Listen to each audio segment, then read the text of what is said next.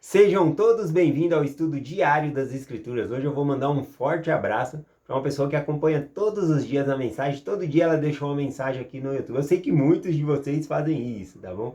Mas hoje essa irmã compartilhou um testemunho aqui. Todo dia ela deixa um até amanhã, um bom dia, né? Eu estou falando aqui da irmã Liliane Cristina Farias Dornelles. Ela compartilhou que ela teve um tempo na igreja que ela ficou inativa, né? Ela não estava frequentando, então, as reuniões da igreja. E durante esse tempo que ela não estava frequentando, tinha uma irmã da igreja que sempre ia lá visitar ela e ajudar ela de alguma maneira, né? O nome dessa irmã se chama Eva, né? E ela sempre ia. E também ajudou a Liliane a se envolver nas atividades da igreja. E isso fez com que a Liliane voltasse para a igreja. E eu sou muito grato por essa Eva, né? Que sua amiga. Então vou mandar também um forte abraço para Eva, sua amiga, que esteve nesse processo, né, de ajudar você a voltar, tá bom? Então gratidão pela sua mensagem, né? Eu vi aqui na sua mensagem que você é muito grata à sua amiga e grata ao Senhor, tá bom? Por não ter esquecido de você e te resgatar como uma ovelha, né? Como você colocou aqui. A sua mensagem foi bem interessante.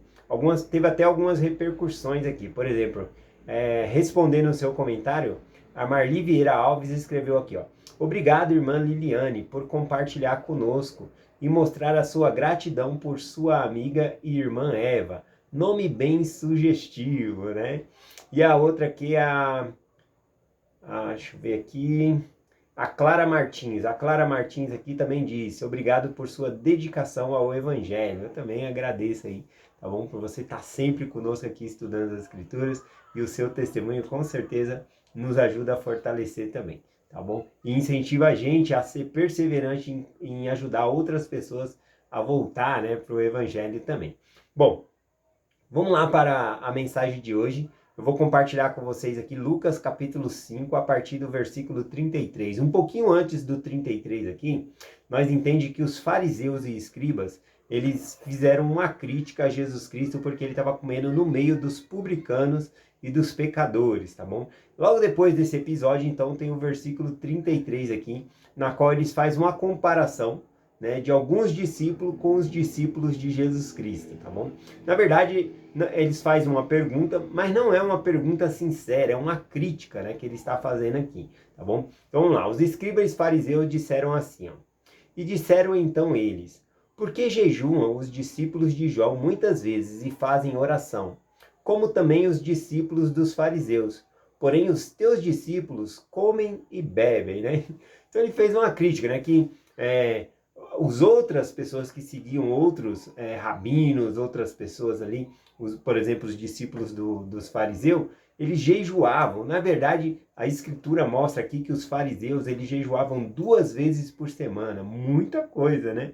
Hoje em dia a gente jejua uma vez por mês, como mandamento aqui na igreja. Então, pelo menos uma vez por mês nós fazemos jejum. E a gente vê os fariseus aqui jejuando 2 vezes por semana. E aqui eles fazem essa crítica, né? É como se alguém dissesse assim, os meus filhos são educados, né? Eles seguem aqui o que está certo. Mas os seus filhos são mal criados, né? Eles estão falando aqui dos discípulos de Jesus Cristo. Lembrando que qual era a lei sobre o jejum, tá bom? Pelo menos tinha uma festa dos judeus que era conclamada ali um jejum nacional, né, que é a festa do Yom Kippur, tá bom? Nessa festa é uma festa que todos vão fazer o jejum. Aliás, até hoje entre os judeus fazem esse jejum, na festa do Yom Kippur, né? E também na festa do Yom Kippur, eles fecham o aeroporto, tudo, né? Eles guardam realmente esse dia ali, é um dia muito importante ali. Então, não existia na lei algo que dizia que eles tinham que jejuar muitas vezes assim. Mas a gente encontra passagem nas escrituras que quando eles se encontravam em muito perigo, né, fazia-se, o rei decretava um jejum geral, assim como quando teve a pandemia, né, o presidente Nelson, ele pediu 2 vezes, né, para que nós jejuássemos, foi um jejum aí, e convidou outras pessoas a jejuar também. Então não tem problema, né, em ter jejum coletivo. Mas aqui a gente vê que os fariseus, eles estão fazendo uma crítica, né? Os discípulos aqui dos fariseus, eles eles jejuam, mas os seus discípulos não jejuam, né? Então ele está falando um pouquinho sobre... Inclusive, ao ler essa mensagem aqui, preparando ela, eu lembrei do meu bispo, né? O bispo Miguel, né? Forte abraço aí pro bispo Miguel, meu bispo. Esse domingo passado agora, o 5º domingo do mês, ele deu o treinamento do bispado e ele falou justamente do jejum. Eu amei o tema que ele abordou e também a maneira que ele abordou, né? As pessoas fizeram perguntas, tiraram suas dúvidas sobre o jejum. Bem no final da mensagem ele falou, agora ninguém tem pergunta sobre o jejum, tá tudo respondido, todo mundo sabe como é, que dia que tem que fazer, tá todo mundo sabendo? Sim, todo mundo diz. Ah, então eu suponho que o próximo domingo do mês todos nós vamos fazer jejum, né?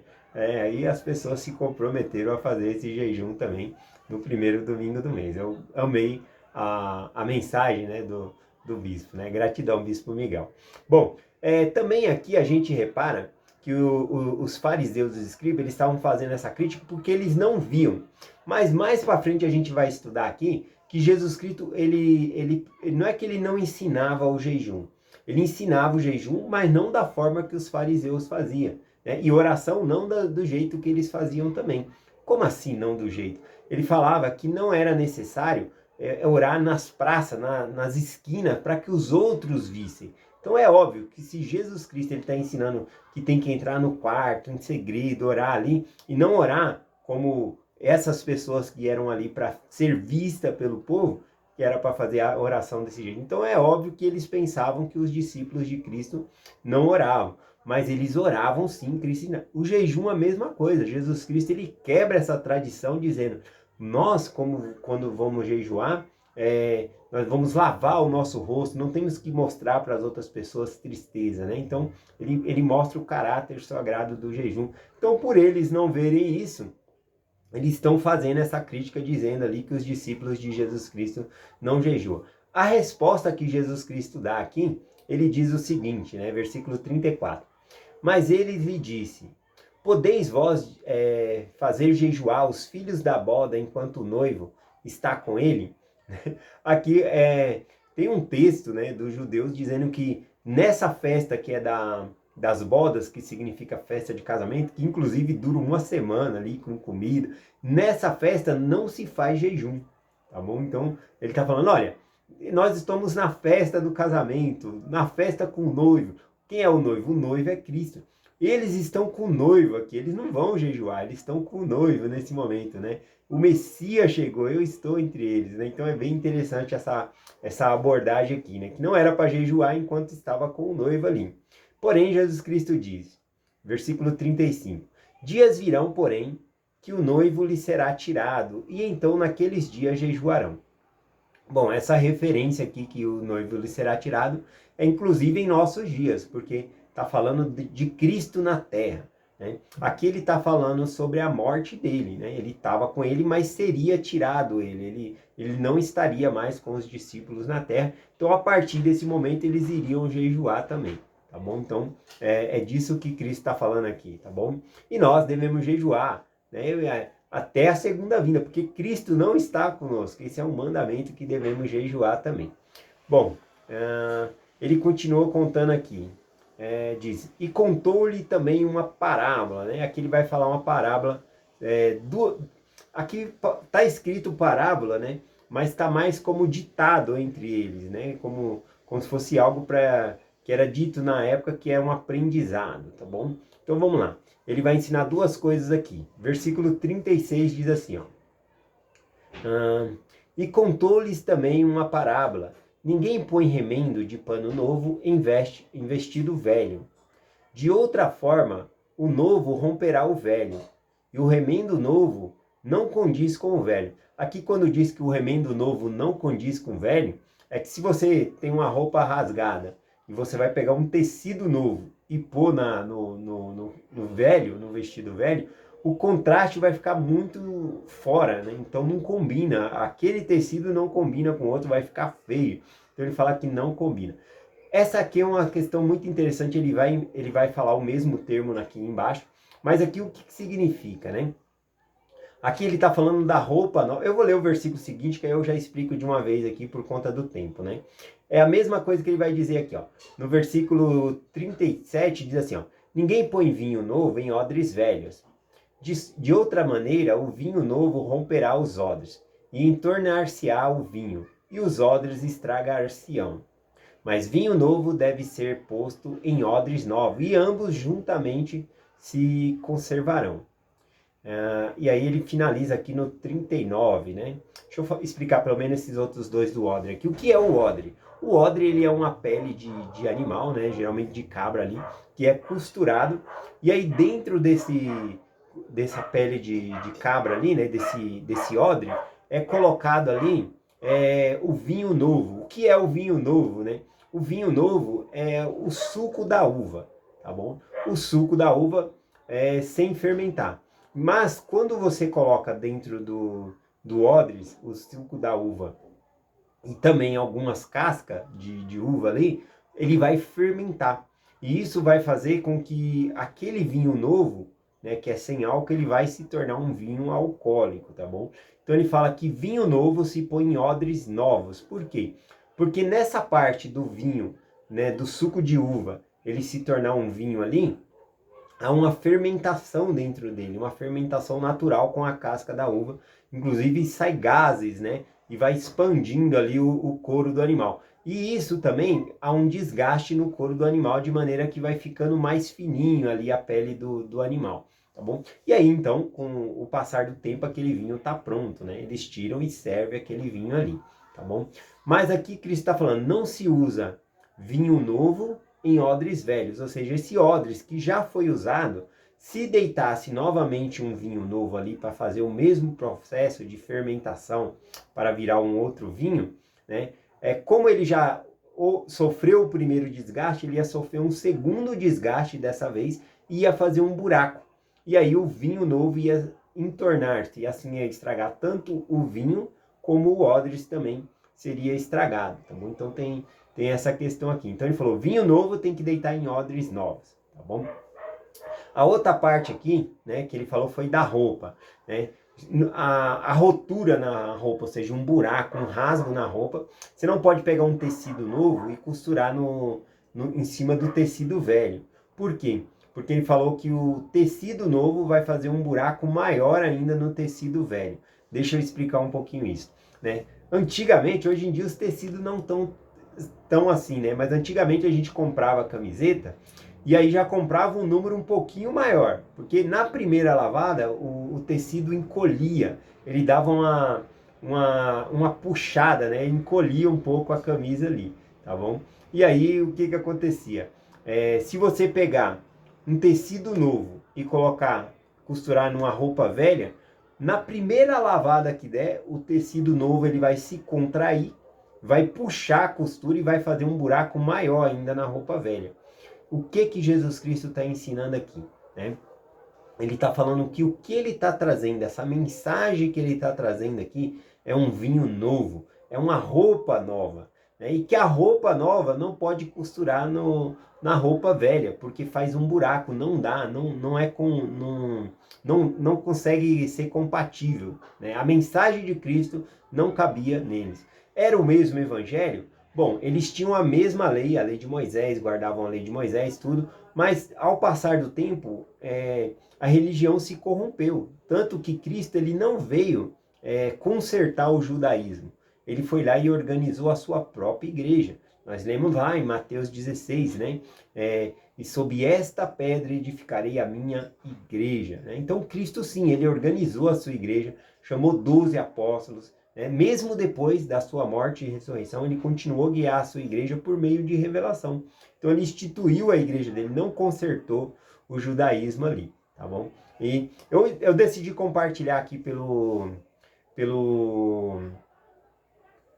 Lucas, capítulo 5, por causa do versículo 39, né? Essa mesma história aqui, ela tem em Mateus e tem em Marcos, mas aqui em Lucas, no 39, só tem esse versículo aqui que é diferente. Diz assim, ó: e ninguém que beber o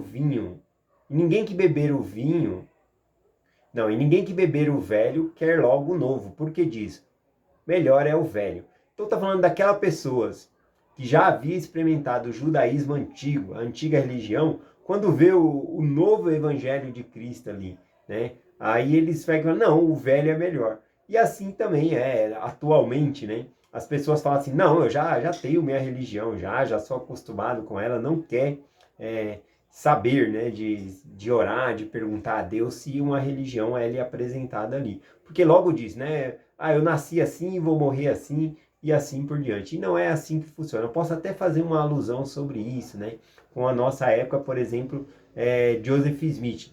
Quando Deus ele foi fazer a restauração da sua igreja nesses últimos dias, ele poderia ter chamado ali pastores, ter chamado alguém de alguma religião e ensinado a ele o evangelho. Porém, quem ele chamou? Ele chamou um rapaz de 14 anos de idade que não pertencia a nenhuma igreja para lhe dar o conhecimento para restaurar a igreja de Cristo nos últimos dias.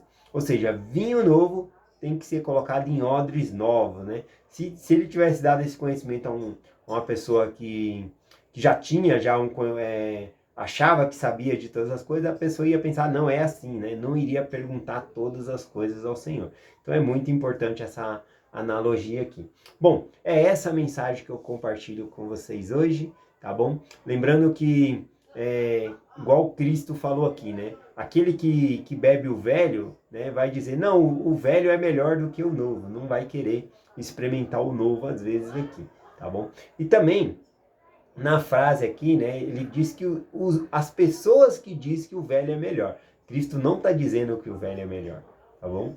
Tá bom? Então é isso, né? Na época de Cristo, a própria religião já estava deturpada da verdade, por causa que a gente vê várias coisas aqui, como a crítica aqui dos fariseus e escribas aos discípulos de Jesus Cristo, tá bom? Então é isso que eu quero compartilhar. Que nós não devemos também procurar uma religião que se adapte a nós, né? Eu gosto disso, então eu me sinto bem aqui porque eu gosto disso. Não, a gente que tem que se adaptar ao Evangelho de Jesus Cristo. Se essa é a igreja de Cristo, nós temos que se adaptar. Veja que Cristo, ele não abaixa o padrão da igreja dele, né?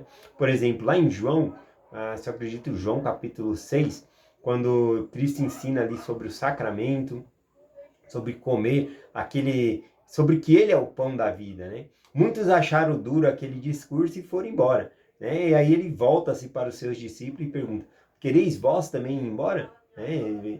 Virar as costas e ir embora? E eles disseram, não, o Senhor tem, né, as palavras de vida eterna, a gente tem que ficar aqui. Então repare que Cristo, ele não estava preocupado em ensinar coisas que fossem atrair cada vez mais pessoas. Ele não abaixou o nível, né, do padrão da igreja que ele estabeleceu, tá bom? Então é essa mensagem que eu compartilho com vocês, em nome de Jesus Cristo, amém. Até amanhã.